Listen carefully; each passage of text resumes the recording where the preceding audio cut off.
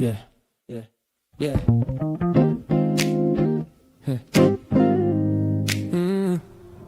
Yeah. It's percolating. Good morning. Yeah. Good morning to the people on Facebook. Good morning to the people on IG. Good morning to the people on the YouTube. Good morning to the people on LinkedIn and Twitter too. Java, Percolating, get a vibe, stay ready. truth in the cup, keep it strong, keep it steady. Pull up a chair, yeah, take a sip it with me. Good morning, good people. Java with Jimmy. Good Morning, good morning. Yeah, the love percolating. Vibe percolating. Java with Jimmy. Good morning, That morning. good morning, Yeah, yeah, yeah. good morning. Yeah, the love. Vibe percolating. Yeah, Java with Jimmy. Good morning, that morning. percolating. Yeah, we in it. Yeah, we in it. Good morning. Good morning, Java with Jimmy. percolating. Yeah, we in it. Yeah, we in it. Good morning. Good morning. Java with Jimmy.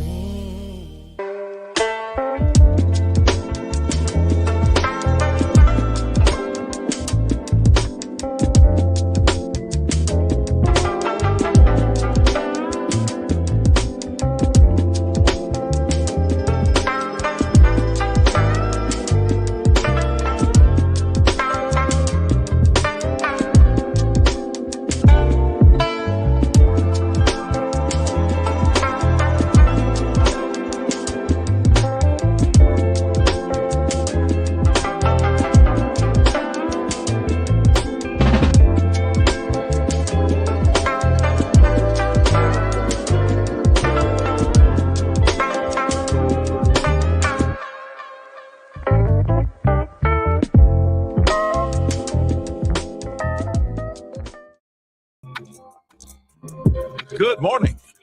Welcome to the Java Cafe, Java fam. Good morning, everybody. Good morning. Good morning. Welcome to the Java Cafe. This morning, we are, as you can see, it's a little dark in here. We are back in Boston. Not necessarily glad to arrive back safely and all that good stuff, but I could use some more sun and beaches. But welcome to the Java Cafe this morning. Thank you for being here. I'm going to take sort of a We Need to Know Wednesday approach to today. We're going to talk about the proposed Orange Line. Councillor Worrell did reach out, and we are in the process of setting up some time to speak with he and also Councillor Minion Culpepper in reference to their proposed extension of the Orange Line from Ruggles Station to Mattapan Station. We're going to get into it a little bit later. But again, welcome to the Java Cafe, and do me a favor, invite others to be a part of this conversation this morning, as well as make sure you like and subscribe across social media platforms at Java with Jimmy. So it's been a couple of days of freely, and I forgot to activate on Instagram. Hold on. All right, there we go. We are going to check in with the audience and get some feedback, as well as share with you some feedback that I got from a post that I posted this morning asking for thoughts in reference to the proposed extension of the Orange Line. There are a lot of thoughts. And I must say that this is also a proposal, I believe, that is in response to a lot of the community pushback in reference to the one lane on Blue Hill Ave. And so even if you don't agree with it, it's a proposal that, well, we'll get into it in a few minutes. Let's go in and say good morning first, and then we'll jump into the conversation. First in this morning is, of course, Mama Java. Good morning to you. Good to see you in the room this morning. Dina said, snap out of it, being back here. No beach, no balcony, no coconut water, no sand. I must have ate 50, 60 oysters. I'm not even going to tell y'all the number of espresso martinis I had. Catch my whiff. Good morning to you. Good to see you. I'm having fazenda today. Good to catch my whiff. I wish I knew who that was, but good morning, Sister Debbie. Good morning to you. Good to see you in the room. Good morning, Sister Charlotte. Good to see you in the room this morning as well. We'll get to Sharon Cornelius in just a minute. Good morning to Brother JL that's in the room as well. Nakia, good morning to you. Good to see you in the room. Also, Mother Lisa Davis, good morning to you. Good to see you in the room this morning. Good morning to Latoya as well. Good to see you in the room this morning. Good morning to Pastor Sharon Cornelius. Sharon Cornelius, Sharon Cornelius, good morning to you. Shamika Eagle, good morning to you. I have to do some reach out to Keisha to get our brother scheduled to talk about his gold medal over there in, I believe it was Germany, Greece. Let me know. But we'll be checking in with him as well. Let's go over to the Instagram section and say good morning to Tanisha Martins, also Samora Aboombumi. I think I got that right. Tyja, and also good morning to Asha over on Instagram from ONS Roxbury, one of the most dedicated sisters in the administration that's out there in the community. So good to see you over on there. All right.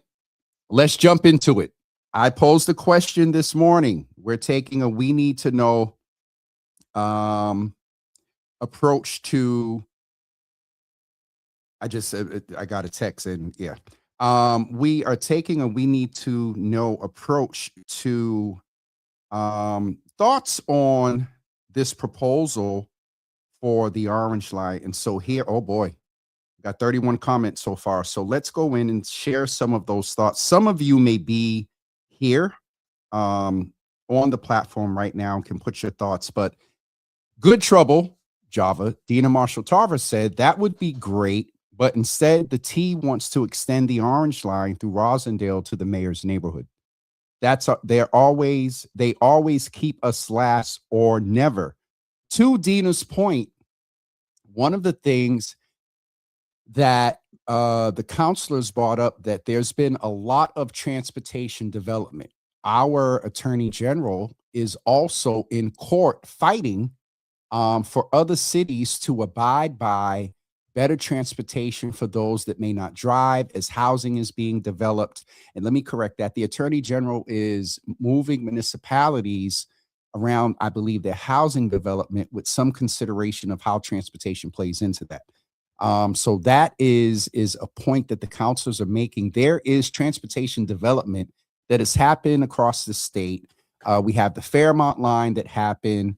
We had the Green Line that got extended.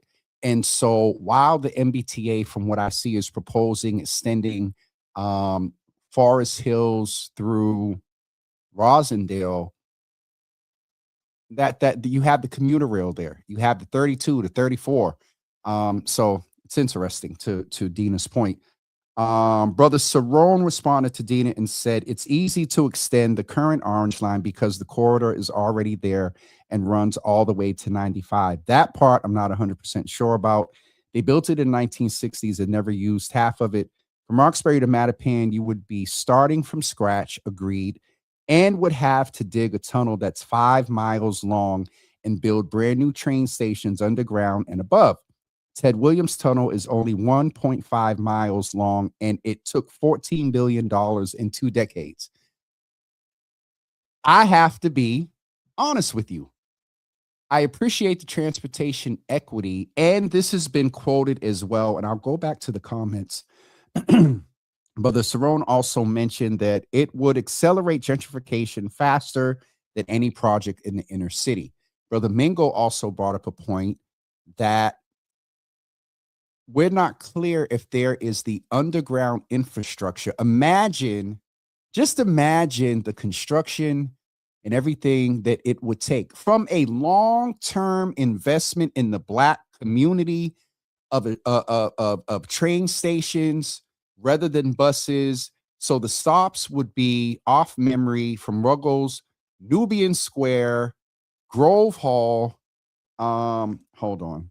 I don't have the flyer in my post. Nubian Square, Grove Hall, and let me get that up in 1 second. So the stops would be Nubian Square, MLK Boulevard, Grove Hall, Franklin Park, Harvard Street, Wellington Hill, Walk Hill, and then Mattapan Station.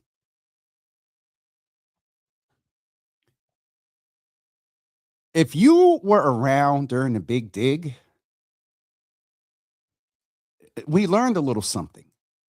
And again, to my point, to how I got here, the long-term investment that both City Councilor Brian Worrell and Minyard Culpepper name in making that investment, I think is warranted and real.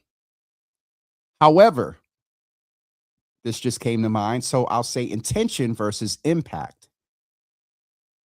The impact on the abutters, the residents, and traffic to make this happen a very worthy, valid investment. The process of quote unquote getting there, no pun intended, utility lines, streets, okay, on the good side, jobs. It would be very, very interesting getting there. I believe in the end result, but getting there is very interesting. And so I'm going to go ahead and read some more comments back to this. Paul Kelly said, it sounds good, but it'll probably take 10 years to complete.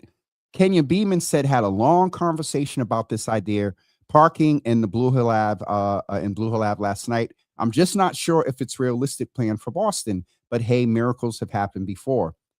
It's unheard of though. When you travel to New York, corridors like Blue Hill Ave have underground transit.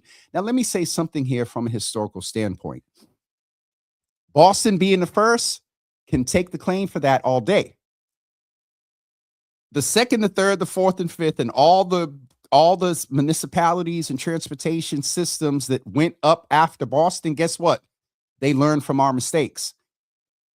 And so, you know, New York also has a probably much deeper, what they call bedrock in some spaces, not Manhattan, as it's an island, but it in their design, they probably learned from our mistakes. Don't forget, we had on the Orange Line, an elevated Orange Line.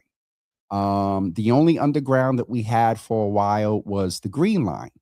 And part of the Orange Line was underground as well. But yeah, that example of New York raises a good point. This seems to be the proposed idea from Worrell and Culpepper, continuing Kenya's comment, versus center bus lanes. It'll take billions, not millions, years to construct above and underground, to Saron's point about not only the stations underground, but people got to enter. So you're building the stations. Presumably, it would be on two entrances.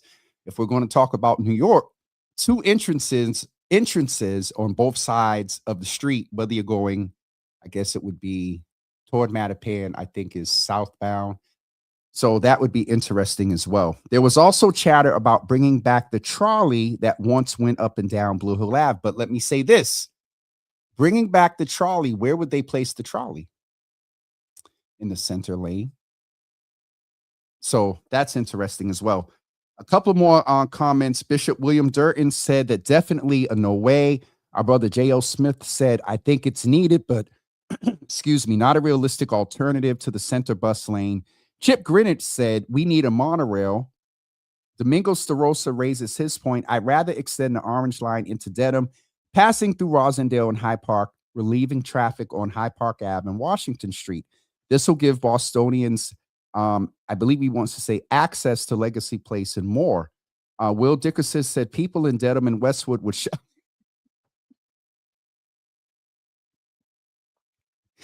Will Dickerson said that people would in Dedham and West Roxbury would shut that down quickly. Roxanne Hope Chandler said, I hear the Silver Line is referred to as the Silver Line. People have been advocating for better transportation options for decades. Bob Terrell definitely mentioned that great man, our ancestor now. Wayne Brown said light rail would work better, but it would take a lifetime to dig from Ruggles to Mattapan. Walter Mitchell said, I'd take that over the bus lane on Blue Hill Ave. Evangelist Doreen Williams said, it will never happen due to families being replaced or displaced, and the T doesn't want that on their hands due to the inner city being one of their biggest communities that they serve, or to put families in housing. But yeah, they're not going to entertain this. Plus, my husband and son work for the T, and I didn't hear anything. Here's Domingo's point that I was making earlier. The infrastructure underneath our streets won't let it happen. Too many water and sewage lines, gas pipes, electrical lines, and more. Where will the entrances be built? The stops proposed are not enough. What's the cost? Makes a good point there. And then Tony Renee responds to Mingo and says that didn't stop them from building the Orange Line underground in the 80s. And so some historical context there. I don't have all of the details, but if you all remember, shout out to our ancestor, great organizer and leader, Chuck Turner. Chuck Turner and others were very successful in stopping what we now know as 95 or the Southeast Expressway from coming through our community. One result of that is P3. The infrastructure for that had started to be laid. And so I would have to do some more research around there. But what was done in the 80s, I remember when they took down the Orange Line. I remember going out and either I don't know if it was the last train. I don't know if I took the last train, but I remember like intentionally getting on at Dudley and taking a ride. I think I went to downtown and turned around. It was the end of, it was May 1987, I believe, when Ruggles opened. And so they made that happen, but that was also built over.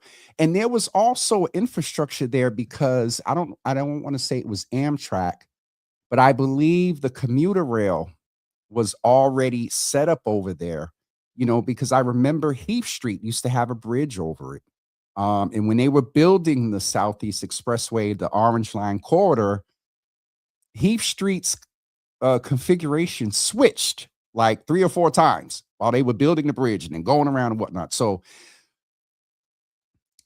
long-term investment, we deserve it. Getting there, I just don't know. And then the MBTA is going to have to go through a whole community. I hope and would presume the MBTA would have to go through a whole community meeting process, and it's just interesting. A few more comments here, and then I'm gonna go to the comments on the show. Now, I have to say, Brother Reek Havoc came in and said, get rid of all the officials. I hollered. He said, at this point, they are playing in our faces. That screams displacement, and we don't know what we're doing.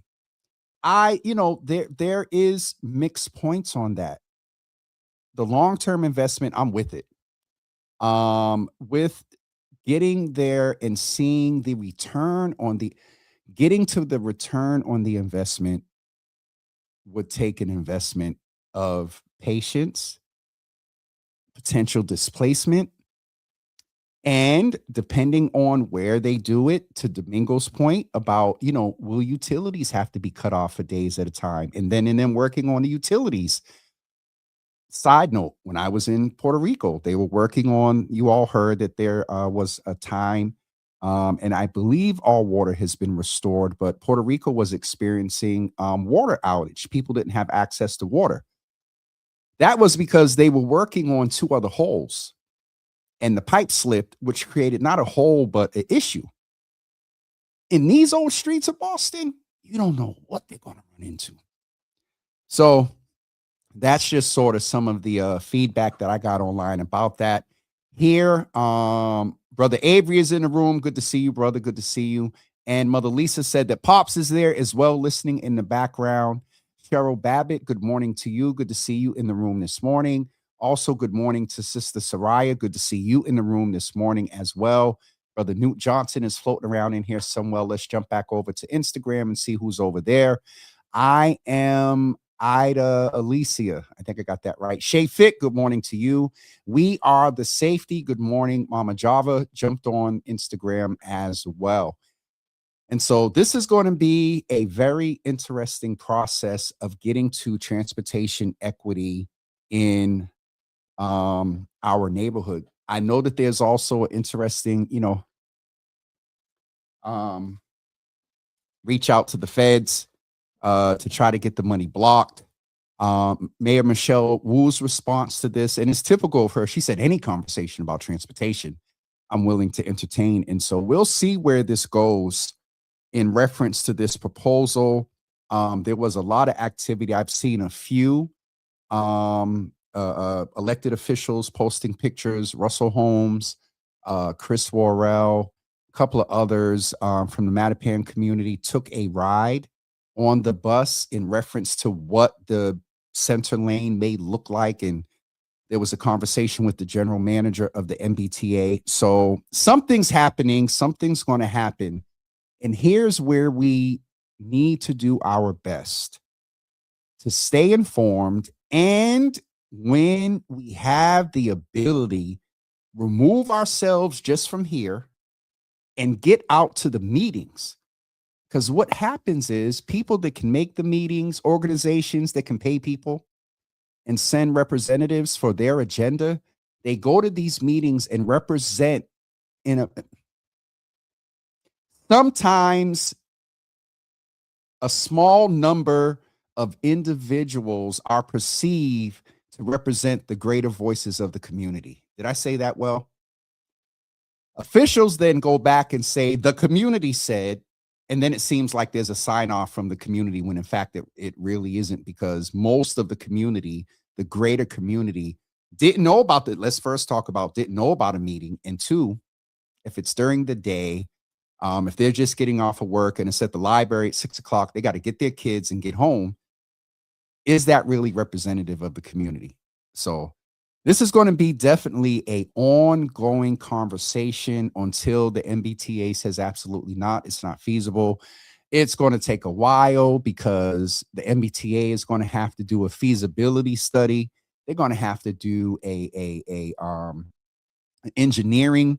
Feasibility engineering would be a part of the feasibility study, but then they're going to have to work with the Boston Water Sewer Commission and Eversource and National Grid to see where the lines are. And then if they move this line, and is it essential? It will be a lot. Catch Myself said, I don't live in the area affected by this expansion proposal. That said, generally speaking, I think the expansion could be good. I think in the long run, I agree it is. It's just the process of getting there. I believe in the notion of temporary inconvenience for permanent improvement. Yes. But with so much going on, to Sarone's point about potential gentrification, a line like I'm going to give some context to this next statement. For years, I have believed that one of the major reasons that Boston started experiencing gentrification, increase of white folks moving in typically black and brown neighborhoods, was really about getting to work. Transportation, in my humble opinion, is a huge factor in gentrification. Folks, and I'm going somewhere with this, folks want to be able to get up, get ready, walk less than 5 minutes, and get on a train and get to work and do the reverse and get home on a working system at that. That line, though, in its design,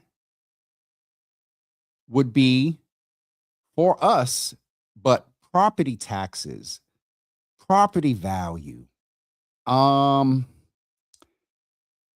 it leaves, I believe, just another avenue to increase gentrification and a level of displacement. And if this is approved, at what point does the state and the city come in and start asserting eminent domain? And just, so I agree. This is not disparaging the proposal before y'all go back and tell Brian and Minyard that no. And they're both going to come and chat with us very soon. I asked them today or tomorrow, but Brian didn't get back to me yet. They're going to come and talk about it. They may have already looked at this. They may have done a feasibility study. I don't know. But with the addition of this, it can get very interesting. I also saw a comment about taxes I wanted to highlight as well. Where did I see that? I thought I saw something about taxes.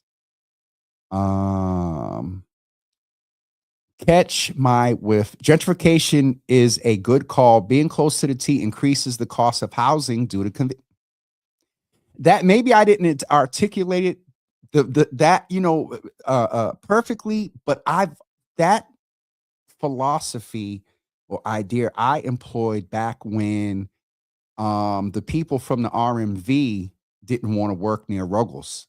It around that time I was like, yeah, all of this transportation improvement and whatnot. Now? I'm from Heath Street. And the mixed market rent and the ability for market rent payers to just run over to Jackson Square and get to downtown Crossing in 15, 20 minutes if the system is working. I'll behave. Pops is in the building over on Facebook while Mother is listening on YouTube. Good to see you, Pops. Good to see you in the room. Milagro, good morning to you. Good to see you in the room. Nicole, good morning to you. Good to see you in the room. I have some comments over here on Instagram. We are the safety. This is great commentary and observation. What may be generally frustrating is an idea has been presented, but not a plan. Specific sites for entrances, feasibility notes for each stop. Facts. How they can actually be built, how displacement housing would work for affected families, etc. And that is coming from We Are the Safety over on Instagram. And JC Ramsey joined, and John Matiba also joined over on Instagram. Good morning to both of you. And We Are the Safety. Thank you for that feedback. Dina Marshall Tarver said we should be able to get money from the federal government for it. Maybe wait till DT is out to apply for it. Haha. Dina, this is presumption. I believe that the counselors are attempting to either have some of that. I don't know the exact number. I want to say it's 8. I remember hearing 80 million or 100 million. 100 million, 80 million or 180 million that has been dedicated to this Blue Hill Ave project. I don't know for sure, but part of me believes that Culpeper and Worrell want that money maybe put aside or reallocated for a later date to maybe fund this. Now, this is a small portion. Real Boston Media is in the building calling me out, and we still have to plan words with one of the folks over there, words with Jimmy. But anyway, that's just a small portion. So this words with Jimmy is coming soon. It just, I don't know how this is going to pan out. Desiree, I think I got that right. Good morning. Good to see you in the room this morning. Good to see you. Cheryl Babbitt is saying, I was talking about the taxes. Everything will go up. We can. Enough said, Cheryl. Can't afford any raise in anything right there as well. All right, folks, we are going to get ready to wrap up this morning. It is 10:35. A few things I wanted to keep you in mind of. One is, don't forget some great events that are happening this weekend, and here is one of them right now. Boston, this is bigger than a race. One Love Sports Academy is bringing the community together for the One Love Indoor 5K Challenge. Kids, families, runners, walkers, every single step supports Boston youth. Come be a part of something powerful. June 27th from 9 a.m. to 12 p.m. at 120 MLK Boulevard in Roxbury. So don't forget that Brother Jamal is putting that together for Saturday. And then on Sunday, our brother Joey Bennett, along with the Life After Prison Project, I believe the Exonery Network is a part of it as well. They are doing a bike ride, interestingly. So I think it starts or ends in Mattapan. That is taking place on Sunday. Also, I want to let you all know that I have the honor of being on stage. I thanks to Beckma and Nicole Olby. On Friday night, your boy is co-hosting the watch party down at the Massachusetts Convention Center with Daniel Johnson of Spark FM. Right now, it is slated for France and Norway. There is, I believe, so let me back up a little bit. Shout out to Cabo Verde. If Milton is on, he's going to get me. For them winning. That is, we talked about that the other day. My hope is that the timing, I believe they play again on Friday. I hope that the watch party that we're co-hosting is including the game for CV, because let me tell you about the CV community here in Boston and Brockton, New Bedford, and other places. And let me also highlight, I don't know who the brother was, but I seen a couple of posts where some brothers went out and cleaned up the mainstream media. This happens with parades. It happens at the St. Patrick's Day parade. It happens at victory parades of teams. There was a parade, there was celebrating, and there was trash and things left over at the Family Dollar in Brockton.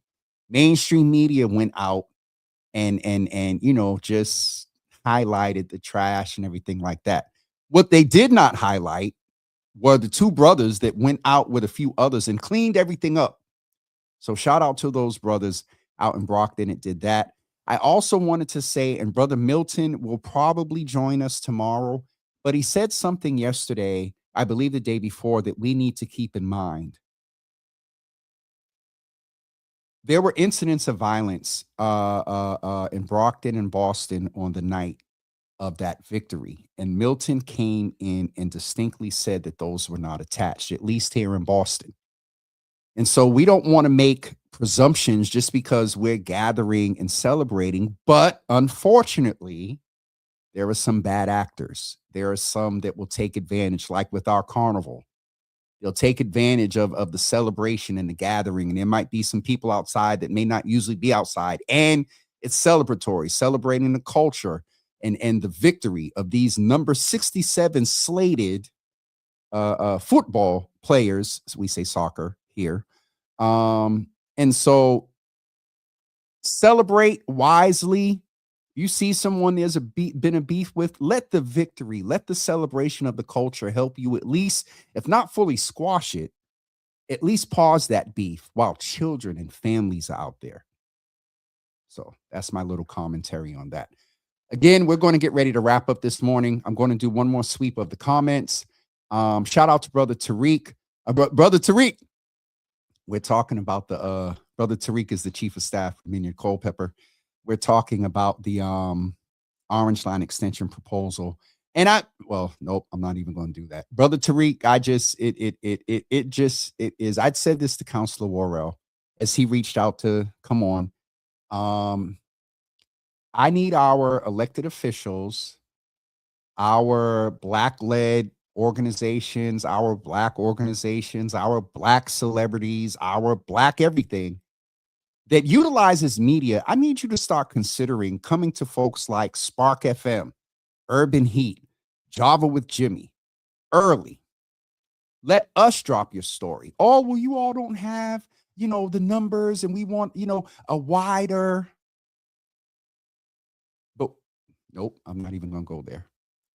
So, and that was not directed at any one particular. This is something I've been on for at least 6 years. Well, maybe 4.5, and realizing where this platform has impact. So I just wanted to put that out there. We're going to get ready to wrap up. I see a few comments here just to go over. Jenny, good morning to you. Good to see you in the room this morning. Damami, good morning to you. Good to see you in the room. CV, good morning. CV, Lord have mercy. The Real Boston Media said hello, CV, and shout out to the CV ladies.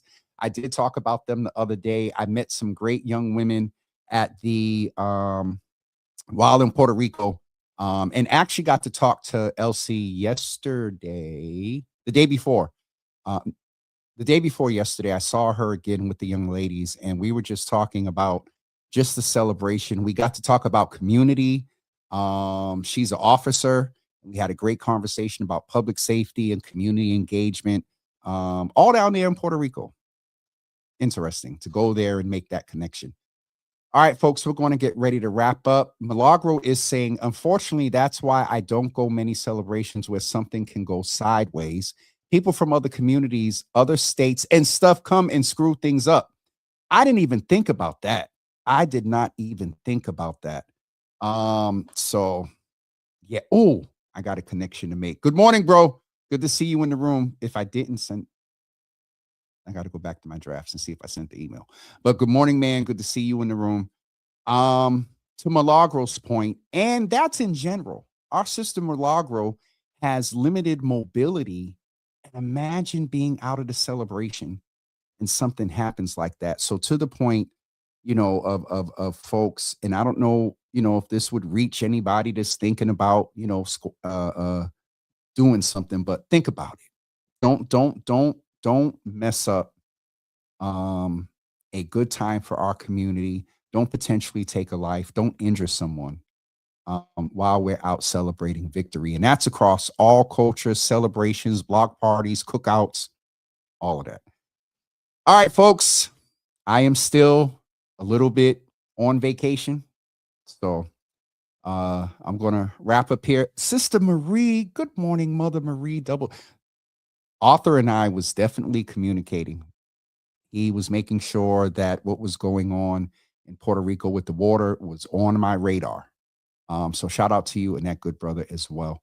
All right, folks, that's it for today. Union Capital members, you get an hour's time today for your credits for your gift card. Other announcements. Oh, next Wednesday at 10 a.m., we're going to speak with Senator Nick Collins.